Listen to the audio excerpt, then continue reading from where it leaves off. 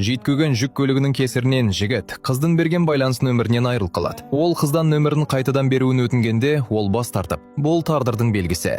Демек, тағдыр біздің бірге болғанымызды қаламайды дейді. Ол тағдырға шын сенетін, және бұл оқиғаны екеуінің жолына қойылған кедергі деп қабылдаған еді. Жігіт оған: егер солай болса, тағдыр бізді неге қайта жолықтырды? Егер олай істесең, бұл біздің айырылысуымызға алып келеді. Мекен-жайымызда, телефонымызда болмаса, тағдыр менің хабарымды саған қалай жеткізеді дейді. Қыз оның сөзінің жаны бар екенін түсінді. Содан кейін $5 купюраны шығарып, жігіттен оған өзінің мекен-жайы мен байланыс нөмірін жазып беруін сұрайды. Кейін сол ақшамен дүкенге барып бір пачка сағыз сатып алды. Жігіт оның бұнымен не айтқысы келгенін сұрағанда, қыз оған: егер осы ақша бір күні қайтадан менің қолыма түссе, саған хабарласамын. Телефоннан дауысыңды естіген күні мен сенің қызың боламын дейді. Бірақ махаббат екі жақтың да қадамын талап етеді емес пе? Сонда қыз сөмкесінен холера кезіндегі махаббат атты кітапты шығарып, алғашқы бетіне өзінің мекен-жайы мен телефон нөмірін жазады. Содан кейін ол кітапты кездейсоқ бір кітап сатушыға өткізетін болады. Егер жігіт сол кітапты тауып алса, бұл олардың бір-бірі үшін жаралғандығының дәлелі болады деп сенді. Алайда жігіт мұндай тағдырға сенбейтін. Оның ойынша, егер шын сүйсең, махаббатың үшін күресуің керек. Оның сөздері қыздың жүрегіне жетіп, ол жігітке тағы бір мүмкіндік беруді шешті.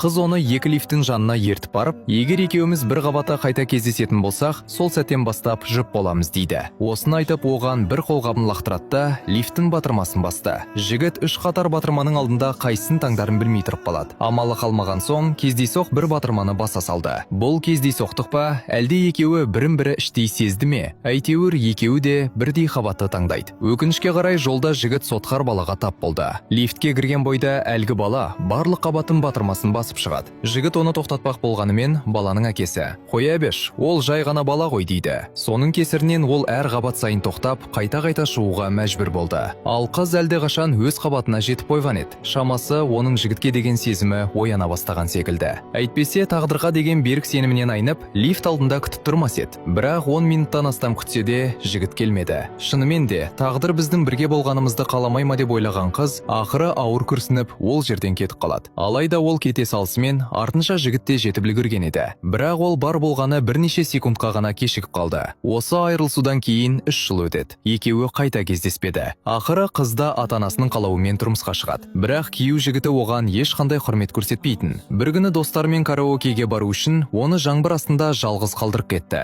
Тіпті ұсыныс жасағанда да қате сақина сатып алған еді. Қыздың көңілі қатты түсіп, үстел үстінде жатқан $5 купюраға көз салады. Сол сәтте баяғы естеліктер қайта оралып, жылдар бұрын кездейсоқ жолыққан әлгі жігітті есіне түсірді.